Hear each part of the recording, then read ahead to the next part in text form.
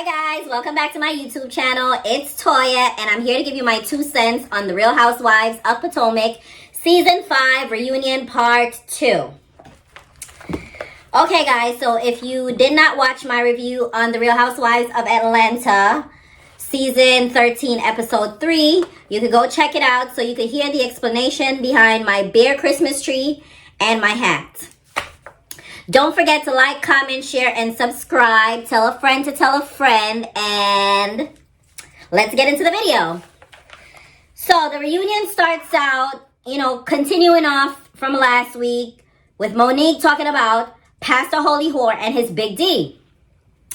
So Andy says that there are allegations, and what does Giselle have to say about all these allegations that's in the binder, the famous binder, right? So, Giselle says that she's been fully transparent with everything that's going on. And, she has nothing to say, basically. And we're all looking like that's the biggest BS of the season, right? You have egg all over your face. You are embarrassed. You are defeated. You are deflated. You haven't a leg to stand on. Not even with the size of your Stop. It's too early. Moving on. So, Candace says to Giselle, well, what if it's all true? What will you do? And before she could answer, Wendy chimes in and says, Giselle looks very calm and cool and collected on the outside, which to me, I don't agree with Wendy. I think Giselle was looking shook. Her answers and, the pitch in which she spoke, very calm, very cool, very docile. However, we could see fear and panic running through that body, okay? So, Giselle continues to say how much she's fine. And Andy says, well, what'll happen if you speak to him tonight? And Giselle goes, it'll go fine. Now, you won't curse that man out for telling us all the tea. Telling his woman, his real woman, that this is storyline, which I suspected from the beginning. And you're big mad, but you're still trying to keep it together, because if the viewers see you get hot and bothered over this, then that's something to drag you about for the next 10 seasons to come. So you're trying to save face by keeping it cool. And I can respect that, but it's open season on that okay? So, they take a lunch break, and when they take this lunch break, the Green Eyed Bandits go off and they're saying how, Monique is a binder loser and talking about her. And meanwhile, Monique is talking to her husband in their dressing room going, I'm out for blood. I did not come to play with these witches. And I'm getting there could be collateral damage. There could be real damage. There could be damage. There could be damaged goods. But Monique is not here to play with these girls, okay? So Monique, an hour goes by and they come back to the stage. And, as usual, everyone's waiting on Robin.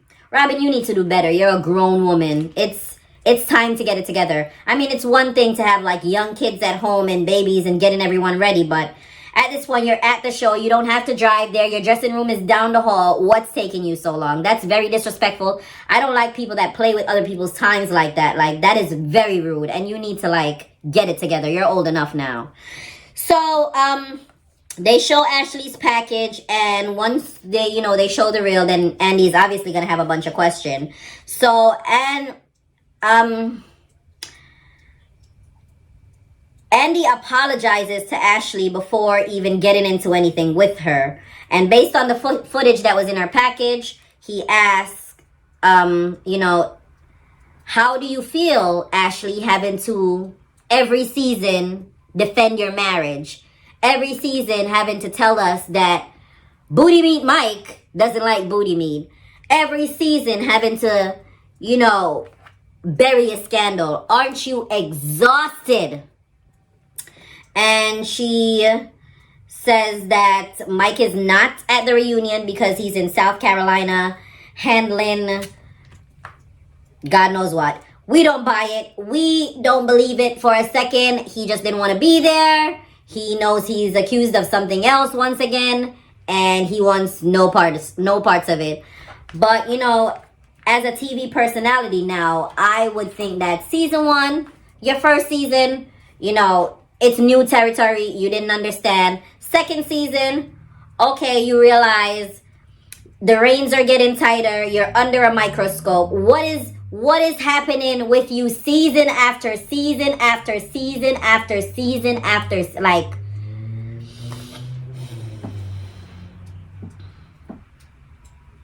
at this point, are we the ones trying to convince you that you like booty meat, or are you still trying to convince us that you don't?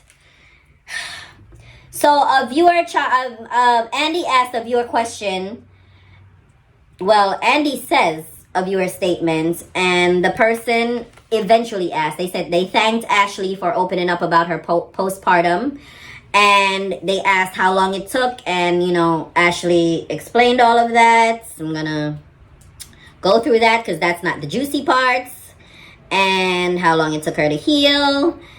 And they get back to the nitty-gritty of the show. So they ask Wendy why she was so mad that Ashley brought baby Dean on the girls' trip. And, you know, Wendy explained that she's a mother too. And Andy also brought up a point that, you know, were you kind of feeling guilt once you saw Ashley with her baby? And snooze fest.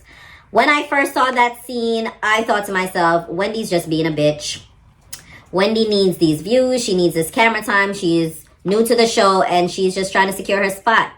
And Wendy doesn't know anyone on the cast well enough to have such strong opinions yet. So, you know, coupled with her 4 degrees and everything else, she's kind of not all the way on my nerves yet, but, you know, she's pretty close to the top.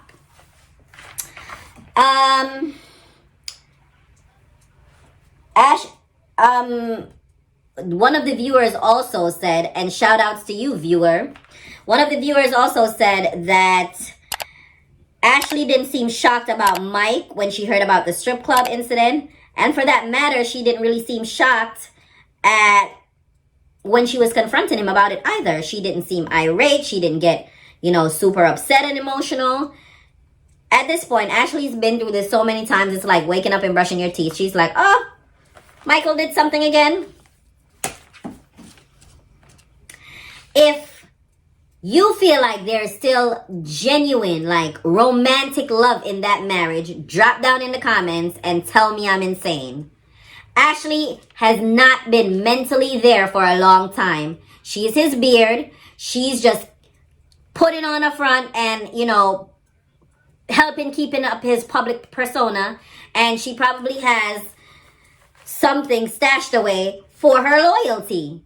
So here she comes again, having to ride in on her white horse and keep her mouth shut, basically, to save her accounts. That's not saving a marriage. She's popping out them babies to make sure her mama, and her mama's bad wig has a home after all of this is over. Okay? All right.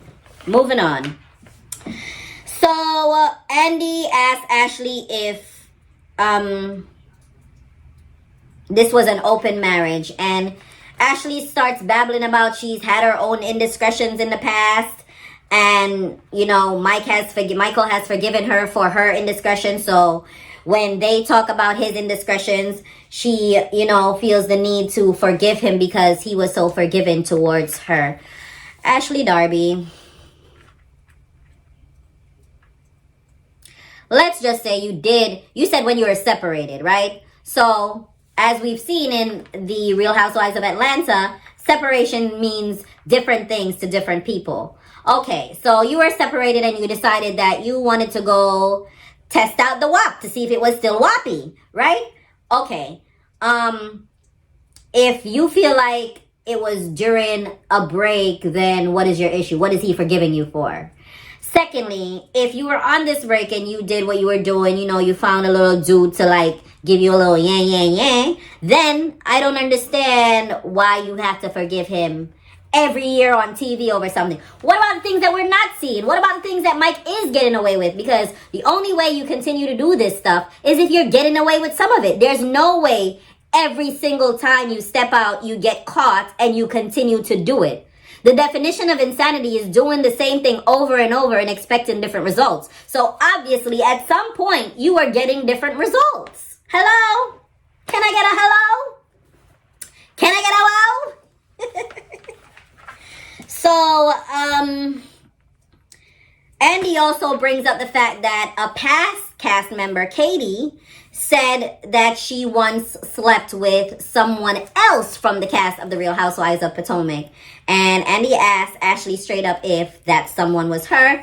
Ashley said no.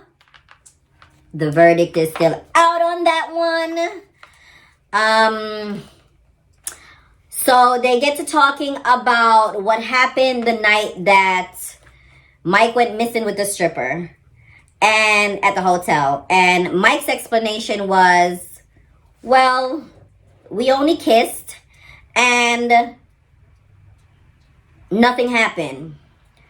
And there was no sex. And, you know, when she got up in the morning, she just wanted to be paid. And Ashley bought it. And I don't know if she bought it, but she bought it enough to bring it to us. And we all was like, something don't smell right here, Missy. No one sitting on that stage, including Andy, believed that. Like, everyone kept asking, like, just kissing? Like, nothing happened? Like, do you believe this? Like, okay, girl, if you believe it, we'll take it.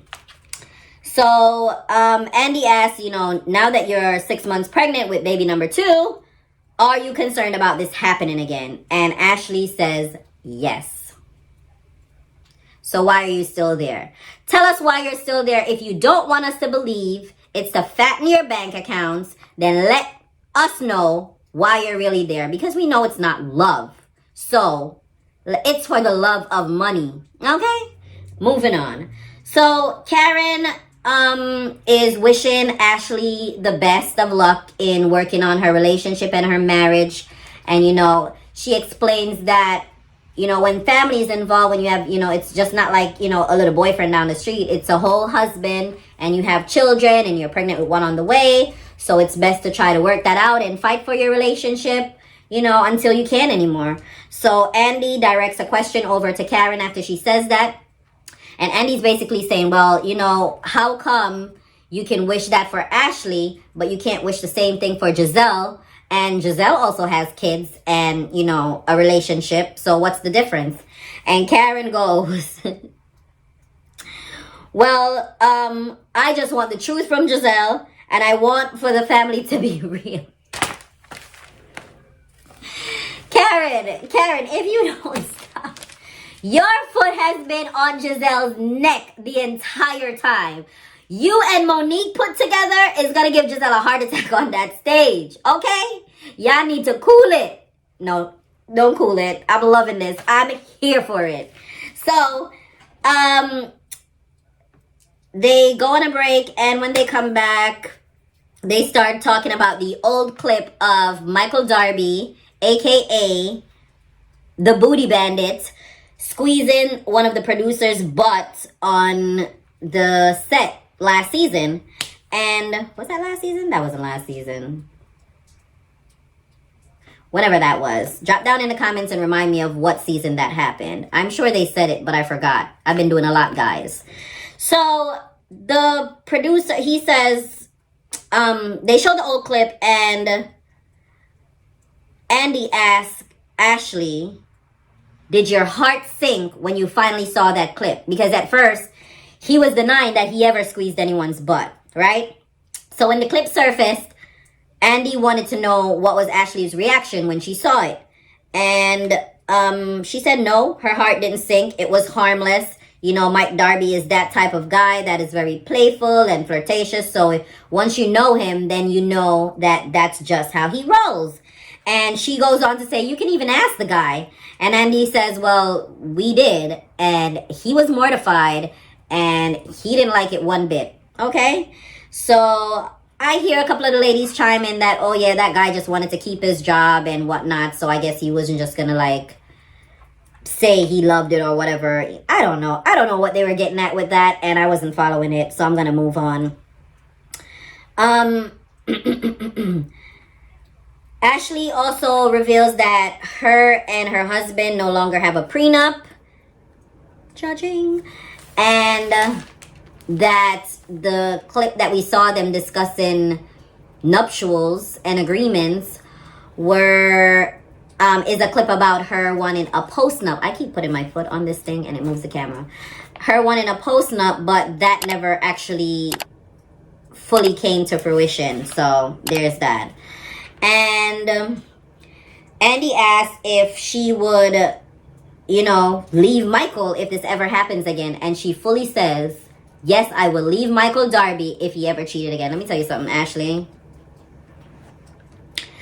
You've been 10 toes and fingers down for Michael Darby for so long now. Through all of the embarrassment, all of this torture, all of the booty meets, all of the booty squeezing, all of the strippers, all of the hotels, all of the going missing, all of the unanswered calls. You've been doing this for a minute. So forgive us if we don't believe what's coming out of your mouth. Okay? All right. Nice talking to you. So we're moving along. So now we get to Karen's package and they're showing a bunch of stuff about her relationship with Ray. And I have to say, guys, it made me sad because Karen's marriage not only eclipses all the other marriages, Monique, Ashley. Yeah, Karen's marriage eclipses all of the other marriages in terms of the length of time, the longevity, the relationship that they've built. You know, they've raised kids and been through a lot, lost parents, the whole shebang. So it really made me sad when I saw, that Ray couldn't say the words I love you to Karen and says that he's not sure if he's still in love with her. I mean, I saw it unfold through the season, but, looking at the flashback, it really made me sad. And, well, not sad enough to, not watch. I mean, come on. I've got to give my 2 cents, right? So, it also shows Karen getting drunk and revealing, her own tea to the ladies. And Andy asked Karen how does she feel about being back in Potomac, and Karen says she feels good. He asked how does Ray feel about it, and she says Ray feels great. He's playing tennis every day. Karen, Ray's not playing tennis every day. Ray don't got the ankles, the knees, the hips, the elbows, none of the joints to play tennis every day. That's one. 2, Ray told us a long time ago that he does not want to be in Potomac anymore. He's ready to leave all this shit behind, move to the retirement state of Florida. Hey, Poochie. Move to Florida and just be done with it. So, we're not buying that.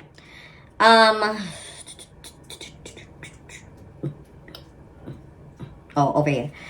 How does... Andy asked the ladies how was Karen when she took them on her trip back home to her hometown. And Karen, they said that's the realest they've ever seen Karen. She was so humbled. She wasn't this, big personality, the grande dame of Potomac. She was very, comfortable and exposed herself. I didn't mean that in... Karen didn't take off her clothes, okay, guys? All right. Just wanted to make that clear. Andy says he loves a drunk Karen, and don't we all? But right as Andy says that, and, everybody's kind of Karen is chuckling about it. Robin chimes in and said, well, so why were you so dismissive when I said that you drank all the fireballs the night before? And, oh my goodness. I don't know what it is about Robin that makes me just want to...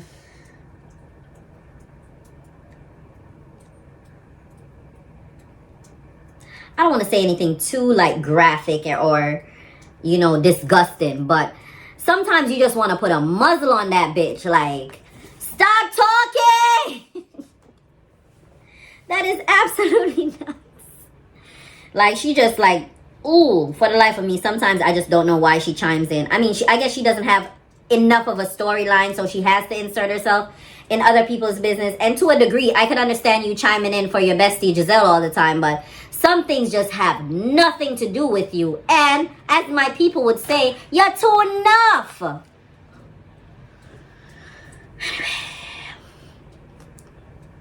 So, Andy asks, do you have, she's asking this to Karen, do you have a disdain for Ray's dick?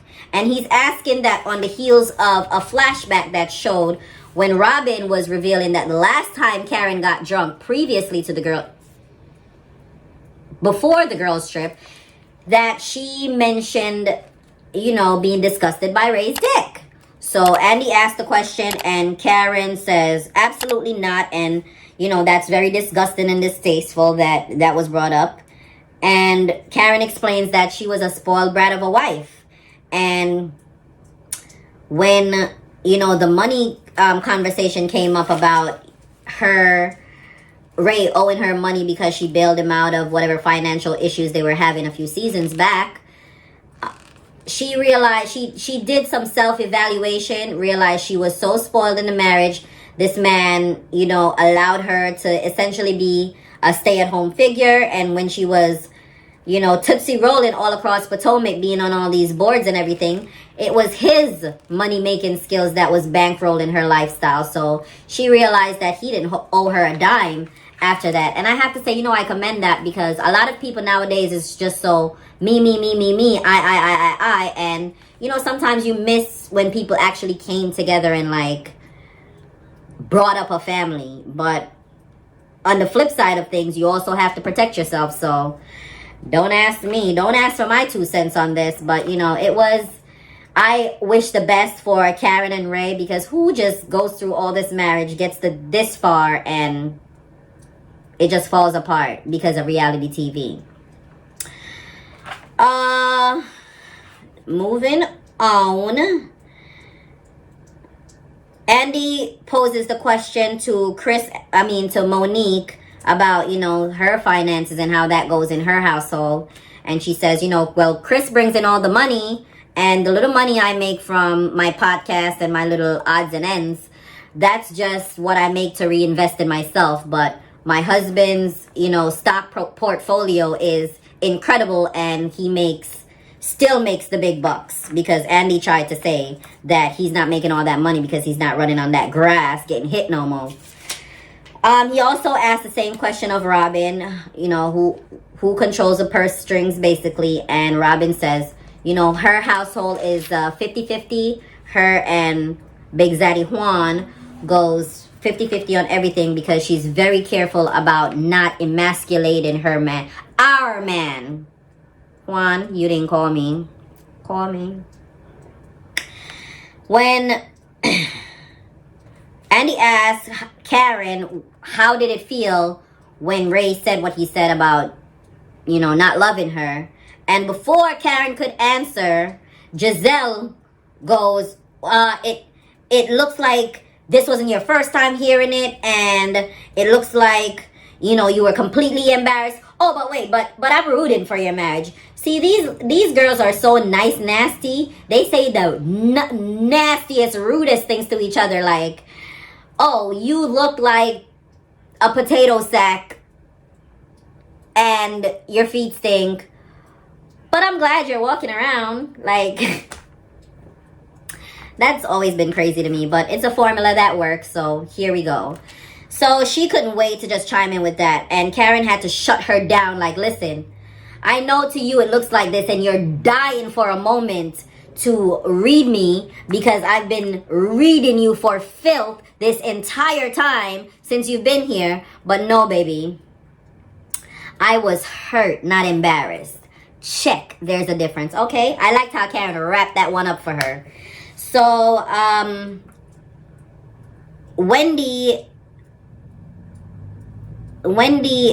asked Wendy why she was so concerned about Karen's sex life, because for a moment there, it seemed like every time Wendy and the girls met up, it was to talk about Karen's sex life. And she says, oh, I only talked about it twice, and whatever.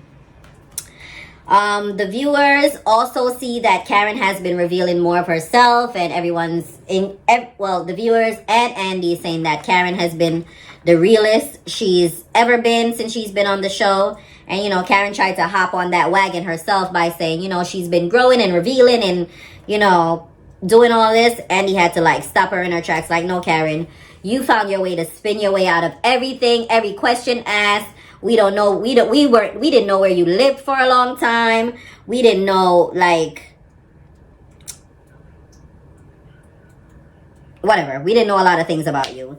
And, she explains that the fact, after her parents were gone, she just got a new lease on life and she got some new perspective. And, I guess she figured out the best way to live her life is to be her true self. I mean, Karen still spins here and there, but we have to all agree that it's definitely eye-opening to see Karen really, reveal herself to us like that. Monique's package about T'Challa. Okay, yeah, we can move on from that. Oh, before we move on from that, did you guys notice that after Monique explained that T'Challa was gone for 26 hours, Andy chimes in and says, well, a bird expert said that that's very unusual. And then you saw the look on Robin's face. Like, it was obvious that they were thinking that Monique Samuels was not being honest. T'Challa was never gone, and she just, wanted a few new followers that day. Andy asked was she offended when Chris, her husband, mocked, her going down, and she said no, absolutely not. Her husband is a whole clown out here, and she saw the funny in it, so she didn't think it was a big deal. And Candace, every time Andy's talking to Monique, Candace is chiming in, oh, that's disgusting.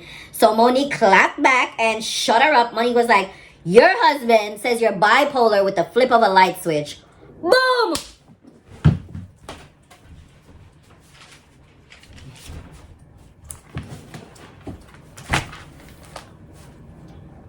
I didn't have a mic to drop, so I had to walk off the stage. Simple, to the point, spicy. That's how I like my reads. Have a seat, Candace. Anyway, Monique is explaining her beef and how it came about with Charisse. And she's saying that, it's a 2-year-long ordeal with this rumor that could have ruined her family because they brought up the questioning the paternity of her last child, saying that it's her trainer's baby and not her husband's. And, if I was Monique and this was all BS, I would have been livid as well. But, the Andy's explaining that you're saying all of this, but that never aired on the show. We never discussed your child's paternity on the show. And that's when Monique revealed that Karen brought her some tea, that Giselle and these other bitches met up to discuss bringing this tea on the show about Monique and, her infidelity and what the word on the street is and all this, that, and the third. Giselle tried to backpedal out of that, but basically explained and confirmed what Karen said. So now we get to the meat and potatoes. And basically, they're showing the footage of the fallout that happened between Candace and Monique. They showed from, the beginning of their friendship and what led to them falling out. And I have to say that with all of this, I've noticed that Giselle was very, very instrumental in having those girls beef.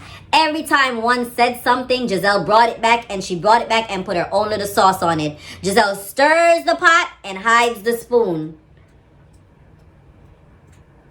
Side note, I try not to review these shows and talk about what's going on currently. The shows were filmed months in advance, so I'm trying to react to it as if it's the now. But this side note, Pastor Holy Whore came out with a whole diatribe during this week about what went on on last week's reunion. And he's saying that, he never liked reality TV. And I have to say, Giselle, you're why he doesn't like reality TV. The things that you do, the stirring the pot, the getting people to fight, the hiding your hand, the mischief, the madness, the bringing the tea, the taking the tea, the word on the street, the just being messy overall is everything that man does not like about reality TV. Boom. Go figure. So then Andy asked the ladies on stage if they think that Candace's intentions were bad when she befriended Charisse, or did she befriend Charisse just to get under Monique's skin. The rest of the cast said no, and Monique is explaining that she just wanted a heads up to be mentally prepared to, deal with Charisse, because they brought up that she was at Ashley's baby shower months before, right next to Charisse taking pictures, and all of a sudden you're running like your tail is on fire when you see her at Candace's party. So the one thing that Robin said this entire episode that made me agree with Robin is, who needs to mentally prepare for Charisse? No one. So Candace is, on her high horse because no one is trying to buy what Monique is selling. And all the cheerleaders are saying that didn't happen and that didn't happen every time they show Monique explain her version of the fight. But you know what? Low-key, everything that Monique said happened to her, she legitimately thought that it happened to her. We saw Monique's face drenched in wine. We saw Candace do this to Monique. We saw all of what she actually said happened. Now, because of the tussle, it might have not happened exactly the way she interpreted it, but I don't think she necessarily was lying about it, because according to what happened to her and what she saw, and from her perspective and her vantage point, that's what happened to her. So, low-key, she's not really wrong. I mean, she's wrong to get physical, but how she was explaining it, I could have bought that watching the video. Had I not seen the entire episode, and Monique gave me the walkthrough of this video as a non-viewer, I could have understood where she was coming from. So, Monique said that the state of Maryland threw out the case because they didn't see it as an attack. And Andy said, well, you went back in. And she explains that she went back in because Candace kept talking big shit from behind doors. You're fired, you're fired, you're fired. So she said, well, if I'm fired, I'm going in to finish this shit. Okay?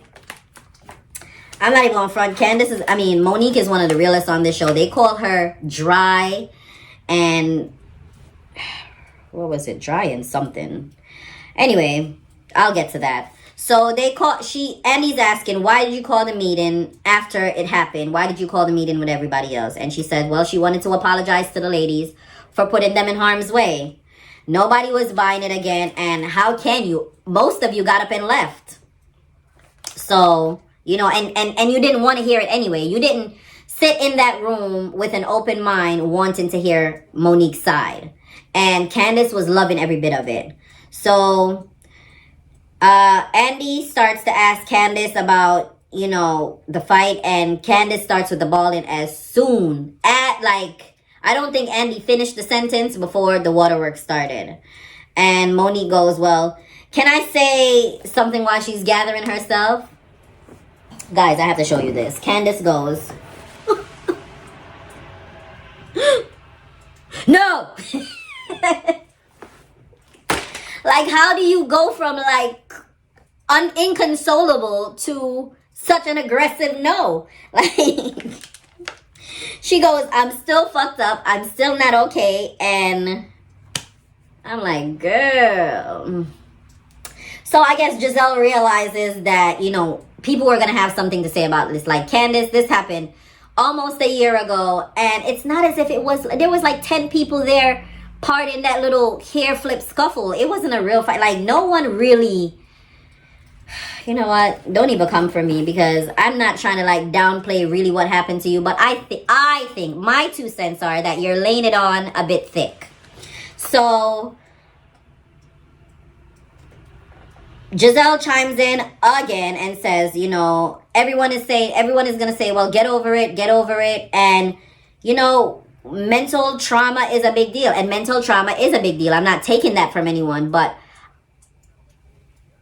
personally, my 2 cents is, for a person that talks as aggressively as you do and wave knives around, you have gotten some aggression back in the past, because there's no way you get to run that mouth your entire life. And even if you're not going to get physical, or someone's not going to get physical with you, somebody's going to cuss your ass out at some point or another. So I don't feel like, had I been in that situation, it would have been that traumatizing to me. And I don't get in fights. So that's all she's crying, Candace that is, about strangers, millions of strangers coming at her online, calling her a snitch, saying she's this or she's that, and that Monique is at home watching this happen, or letting this happen. And Monique is like, I'm not at home thinking about you, ho. Like, I'm at home being not a lazy mom. I have 3 kids. I have a husband. I'm trying to start businesses. I have my podcast. Like, I'm not sitting at home thinking about what followers are saying to you. Like, was she supposed to clap back at these followers? Like, you guys just had a fight. How is she supposed to then turn around and defend you? Because had Monique defend you, you know what you would have came on that stage and said? Oh, she was just doing that because she wanted to save her job and blah, blah, blah, blah, blah. That girl cannot win with y'all. And she's probably better off without y'all hoes. So Andy tells Monique that she's very matter-of-fact and dry. And I don't think so. I think she's had enough time to deal with all of this. And now that she's had enough time to get over the emotional side of things, she could be calm and cool in explaining herself, meaning what she says, saying what she means, you know, being as clear as day, and telling the facts and bringing her receipts and having the famous binder with her. And I'd rather that any day over Candace's balling. Drop down in the comments and tell me if there was one episode that Candace didn't cry. So she continues to cry and she excuses herself. And then Andy tells us we're going to get an hour and a half next week. So until next week, guys. See you. Oh, before I go, don't forget to like, comment, share, and subscribe.